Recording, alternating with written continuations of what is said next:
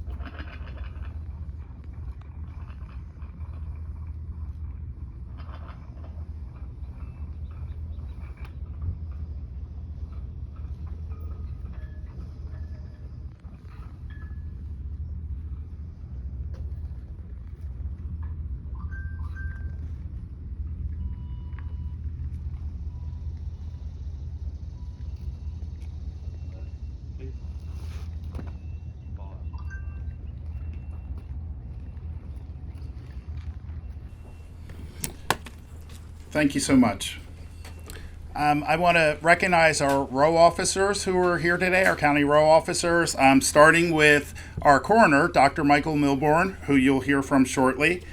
And I see that our clerk of courts is here, Lori Schreiber, our prothonotary, Noah Marlier, jury commissioner, Mary Woods. And am I missing any row officers who came in a little bit late? Okay. And I also know that Gene Ottinger is here. Gene served as our chief deputy coroner for many years in the 90s and the 2000s and was acting coroner from 2006 to 2007 following the death of the previous coroner, Mr. Dr. Fillinger. So thank you for being here this morning. I'd also like to recognize two of our state senators who are here today, Senator Maria Collette and Senator Amanda Capoletti. And we are here in the 150th District, represented by State Representative Joe Webster, who is here with us this morning as well.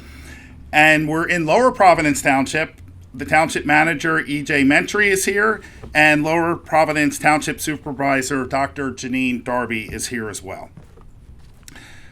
So opening a new coroner's building may not seem on the surface to be the most festive topic for a celebration.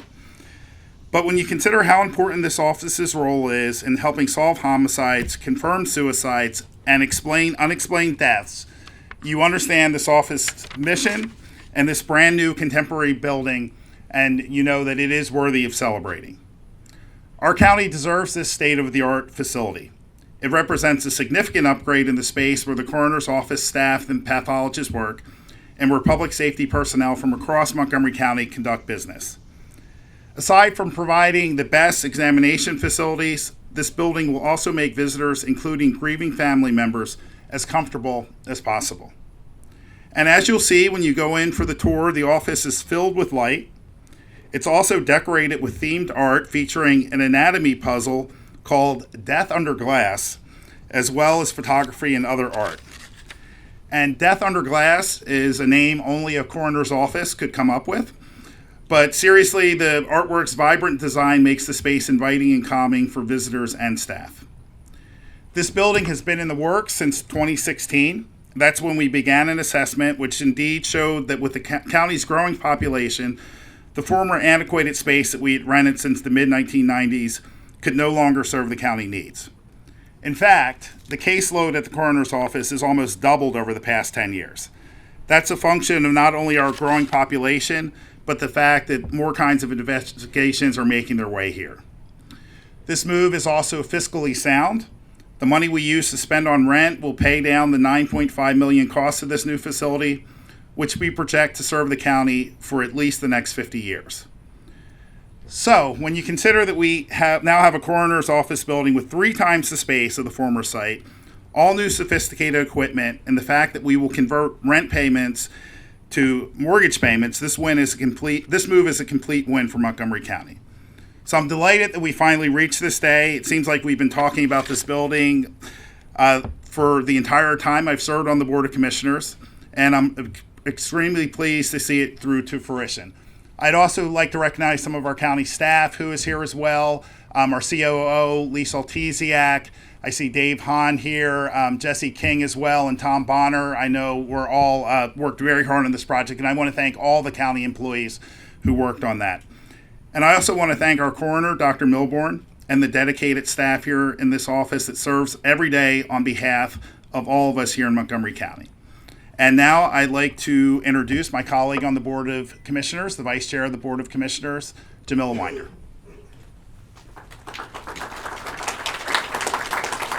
Thank you, Ken, and good morning, everyone. Thank you for being here. I want to join Commissioner Lawrence and express my appreciation for the people who work in this building. I've had an opportunity to meet several of them this morning. The science that takes place here is incredible, and now you have a state-of-the-art environment in which you can perform your essential work. But equally impressive is the compassionate manner in which employees here deal with the public. We can all imagine the trauma felt by those left behind when a family member or close friend unexpectedly passes away. There are other situations in which the professionals here work to identify an individual so they can notify the family and bring closure and respect to that life. The folks in this office do an extraordinary job of making those identifications and then clearly communicating what happened to that person. So thank you for that part of your work as well. The previous coroner's office space happened to be on the ground floor of the Human Services Center in Norristown. That meant no windows and no daylight. I get the feeling visiting the large training room in the front section of this beautiful building that the designers were trying to make up for that lack of daylight. The light pours in here. That's great for visitors and staff and for all the training that takes place here. And speaking of training, our first deputy coroner, Alex, tells me that the new building will positively influence students considering a career in this line of medicine. And we have several of our interns here today. This is a national and in fact global shortage of forensic pathologists. It's easy to imagine that students learning in this workplace become inspired to enter the field. Alex says the internship program is already popular, but with the new building, it should attract even more. As you walk through today, you will see some of the modern features here: 3 autopsy suites, an x-ray room, additional office space, and a special viewing room. It's just wonderful and respectful work setting. Finally, I just want to congratulate Dr. Milbourne, our coroner. I know this facility has been a long time coming for you. Thank you for your advocacy around this project and for your service to our county. Thank you. Thank you, Commissioner Winder. It's now my pleasure to introduce our coroner, Dr. Michael Milbourne, who has served the county with distinction since 2015. Dr. Milbourne led the opioid task force. Dr. Milbourne, I don't think there's ever an easy time to be a coroner, but I think it was particularly difficult during the pandemic, and Dr. Milbourne led the office with distinction there as well. Dr. Milbourne does not like to speak. He's a cardiologist, but when he would ask for this building, we would say, okay, well, if we build this building, then you're going to have to speak at this. So you got the building, and I turn the microphone over to you, Dr. Milbourne. Thank you.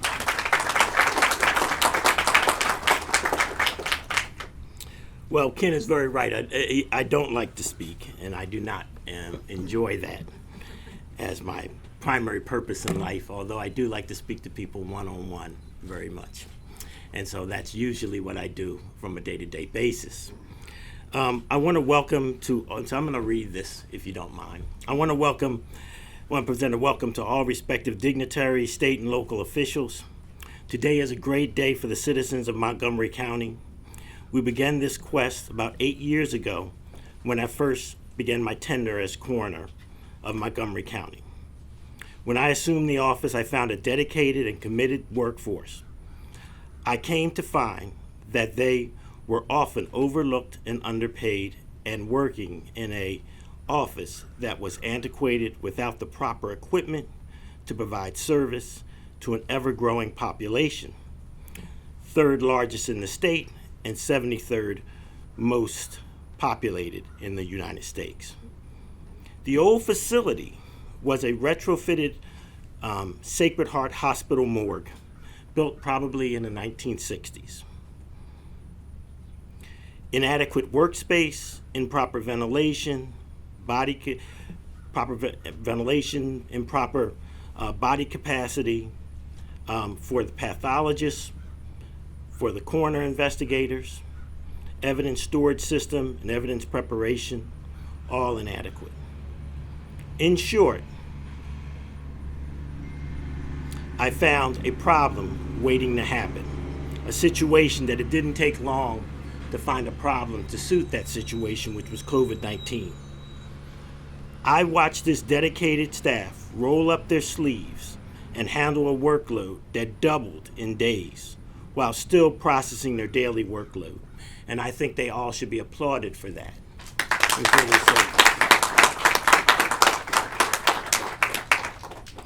The coroner is required to investigate and establish the cause and manner of death in all sudden or violent deaths of a suspicious nature. This office provides assistance to law enforcement, judicial, court system, Department of Health and environmental agencies. This leaves our deputy coroners and our pathologists with a daunting task.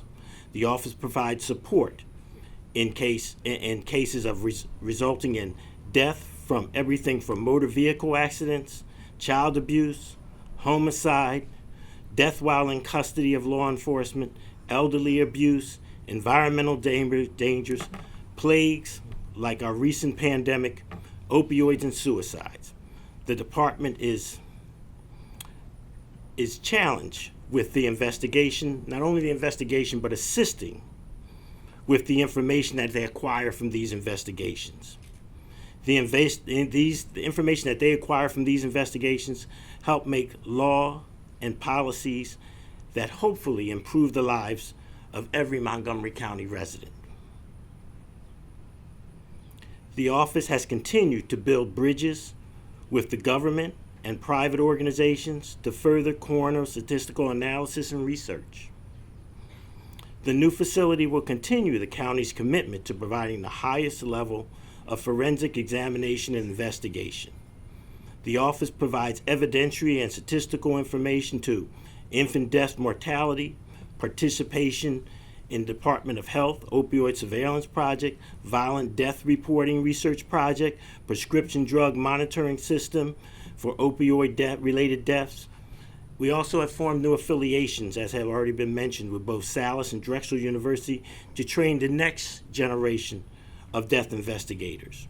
We have a new position in genealogy, headed by one of our deputy coroners, that will assist us in using genetic testing to ID bodies.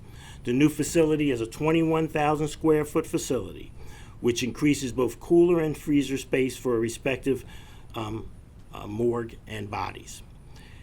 18 employees, 18 cubicles, and 8 offices have been provided for space for the employees in a lighted space, in an environment that I think that will help them be able to work with dignity every day and enjoy their space that they work in. We have 2 autopsy suites, which is great for the pathologists. We also have a 3rd autopsy suite that allows for viewing during an autopsy to allow for complete transparency between the public and the office and the information that we acquire under this building. We have a viewing room for the family now available, allowing loved ones to see their bodies and ensure employee safety. We have a training room for educational pursuits dedicated to secure, and also a dedicated and secure evidence room. We have a Sally port for allows us to have bodies enter, be intake and extake without individuals entering the facility at all. I think, in short, that this office and this facility should serve us well for the next 50 to 100 years, and I am very happy with the individuals that have allowed us to acquire this building and help me challenge this cause to bring this office to a state-of-the-art facility, which Montgomery County really deserves, and the citizens of Montgomery County really deserve. So I say all this because I was asked many times, well, why so much? What's the cost? It's because that cost is deserving to the residents of Montgomery County. They deserve a facility like this. They deserve to have expertise, forensic, and pathology reports done on individuals of suspicious or unknown causes of death. And we also need a facility like this for when, as my Chief Deputy Coroner always says, the next pandemic or plague or mass fatality occurs. And we see them every day. So I thank you for this facility, tax dollars that created it, and I also thank the commissioners for allowing this to occur. Thank you very much.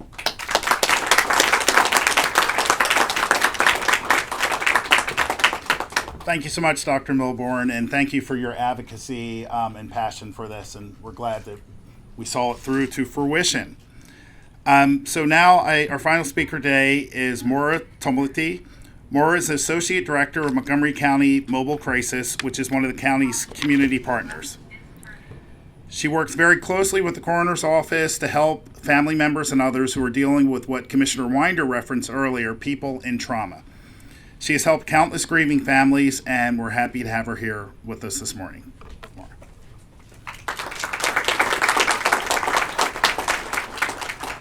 Good morning, everyone. First, I want to thank the coroner's office for asking me to speak on the celebratory day. It was an ask that I accepted with excitement, as the coroner's office is a humble champion of our community here in Montgomery County. Whatever perception you have of a coroner's office from your favorite TV shows pales in comparison to the Montgomery County Coroner's Office. As I say to everyone, personally and professionally, if you don't already, follow them on Facebook. The coroner's office cares about those left behind after the loss of life. Since 2020, the coroner's office has made over 200 referrals to Montgomery County Mobile Crisis Office. Those have lost someone and need grief support. Sometimes people aren't even experiencing grief yet, as they're still in the trauma of the events that led to the loss of their loved one. The nature of these referrals include someone who has died by suicide, overdose, or traumatic circumstances at any age.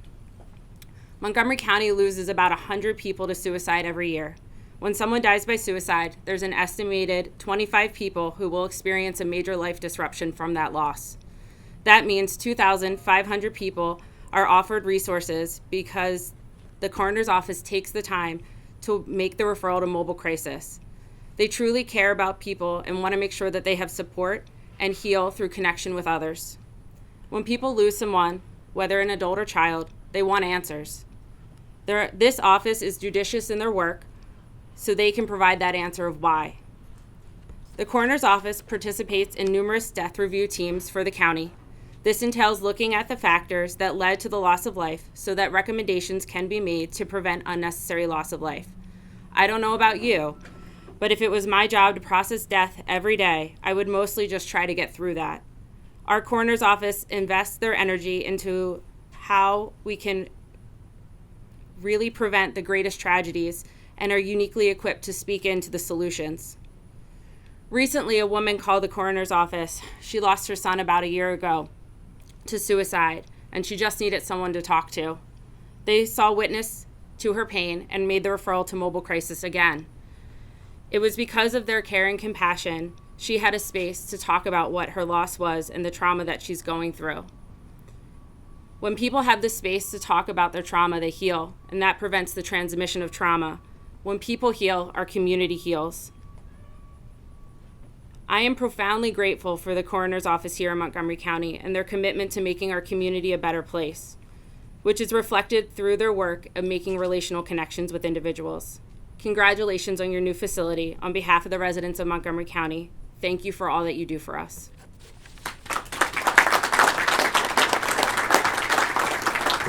Mara, thank you so much for the work that you do and for being with us this morning. And now we're going to cut the ribbon. We only have 3 scissors, but Alex, I want you to join us up there as well. And Mara, please join us as well as we cut. Here, I'll get the scissors. I will not run with the scissors.